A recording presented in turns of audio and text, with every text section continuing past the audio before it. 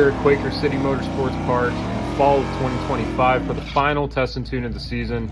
And Little Red, I finally got the TH350 swapped in and the carburetor conversion done.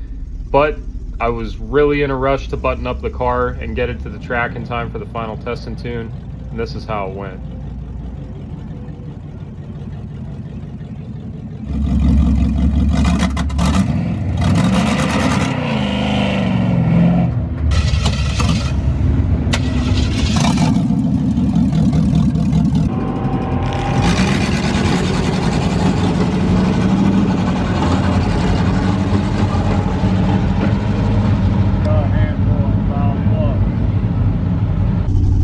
Like I got a plug down or something.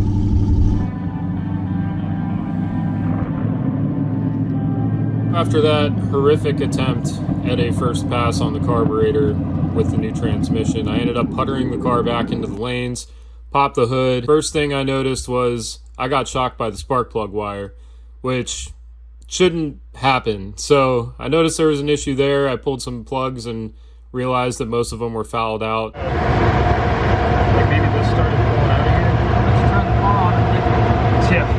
So unfortunately, it looked like I wasn't going to make a pass in the Corvette, full pass in the Corvette in 2025. So I was pretty discouraged. I ended up puttering the car back home, pulled all the spark plugs, and we have a combination of running too rich, probably a timing issue, and also some oil fouling on a few of the plugs, which were really, really bad. I did a compression check. Everything tested great for compression. We had 180 pounds in every cylinder, which is awesome. I ended up replacing the valve seals on the car.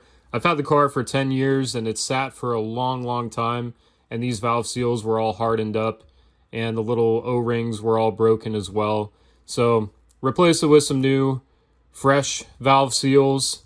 The guides are still leaking a little bit, so that's going to be a problem until I open up the engine. But ended up swapping over to Shell Rotella 15W40, definitely a thicker oil, which should hopefully help with some of our oil fouling issues. I ended up going with a hotter spark plug.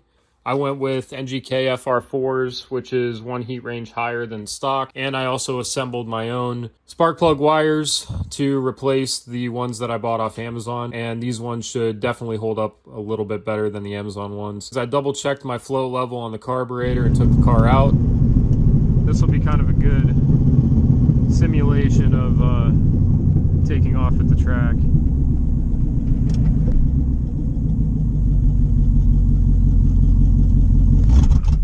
Yeah, that's what's gonna happen. At this moment, this is where I realized I probably should have double checked the carburetor numbers before putting it on. I just found the carburetor in a box at my grandpa's garage and assumed it was a 600 CFM, and well, it wasn't. This one was a 750. My grandpa had issues with his carburetor running on all of his cars. I also did not know that. So, yeah, ended up swapping a carburetor and it helped tremendously. This one's a 600 CFM. So we're gonna put this on the car, take it out. We should see an insane difference. This should help us. So I got rid of the Weber 750, swapped on the AVS2 600 CFM, reset my timing and idle, and took the car out for a cruise and made some test hits, and this thing ran awesome.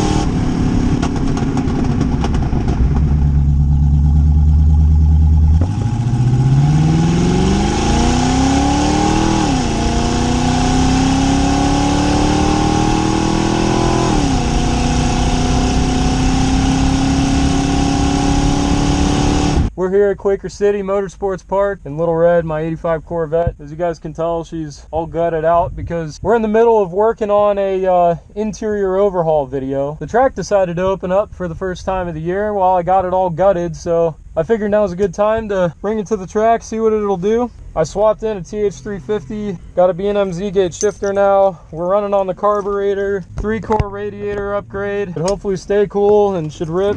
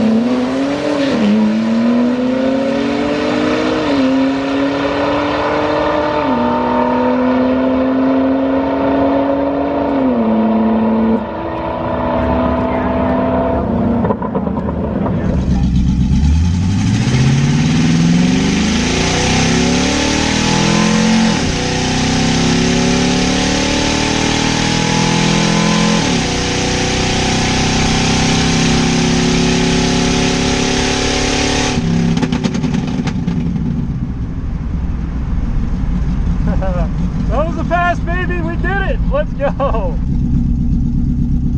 She ran pretty good. I was left lane 14.3 at 96. So picked up about a half a second. Which was pretty good on the Carburetor TH350 setup. A to B. A to B. A to B.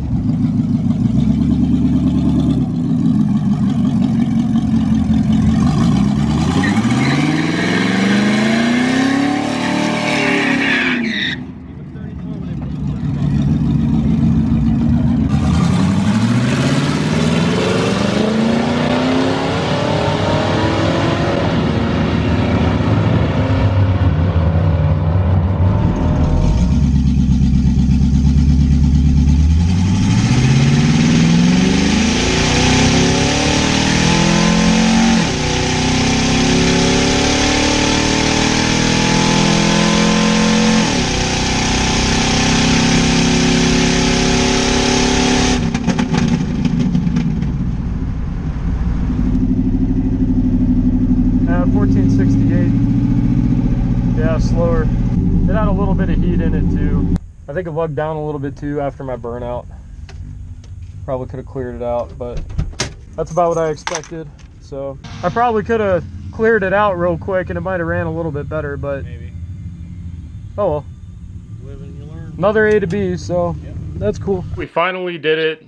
Little Red made some passes at the drag strip on the Carburetor TH350 setup.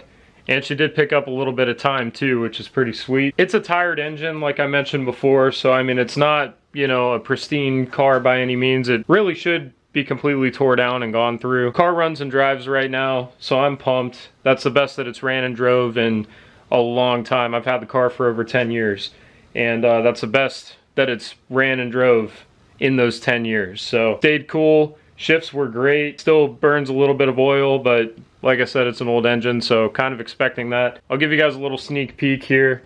We are finishing up the interior overhaul. We got the sound deadening material in. I ended up building a box with Jordan, who you saw in this video, with a couple Scar Audio 10s, and we got some 6x9s that we're going to be throwing in the car with a touchscreen CarPlay system, so that should be pretty sweet. Be a nice little street cruiser to rip around town, and it's not the fastest car in the world, but it's definitely sentimental to me, and I'm never going to be getting rid of this car, and I also want it to still be streetable. I always want this car to be streetable. Now I also want to give you guys a little sneak peek on what we are working on next. The very next video is going to be finishing up this interior overhaul on the Corvette, and then after that I have a big announcement to make. I'm working with some big name companies on a super exciting project that is hopefully going to take this channel to the next level. Stay tuned for that announcement.